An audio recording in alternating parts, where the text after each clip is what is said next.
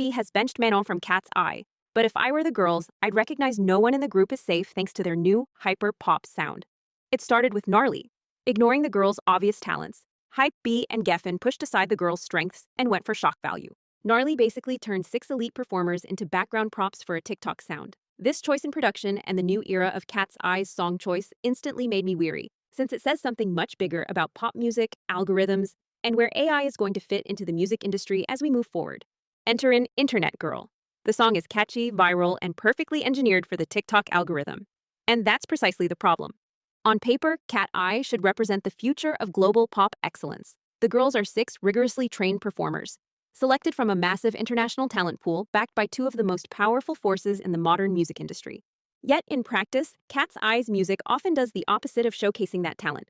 Instead, fans get over-sexualized songs like Internet Girl and songs like Gnarly that flatten out the girls' individuality, obscure their actual talents, and reduce them into elite performers who are interchangeable and just blank canvases for their music producers and label to canvas any gimmicky sound over. And even though the group's songs and dance routines go viral 9 out of 10 times, songs like Internet Girl don't really ask listeners to pay attention to the girls themselves or their voices. Heck, it doesn't even highlight any of the robust training we saw in Dream Academy. And not only that, but it's also a total waste of Katseye's labor-intensive training to me. After all, the K-pop trainee cycle all but guarantees their artists come out polished and performing as the total package as performers who can dance and sing all while being media trained.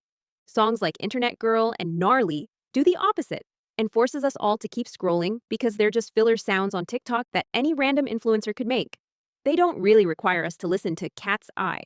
I'd even argue that these songs are priming a new generation of listeners to embrace the impending wave of AI-generated music. So, building Katseye's sound with these short, generic-sounding songs just to hit the TikTok algorithm seems like a total waste of their talent and training.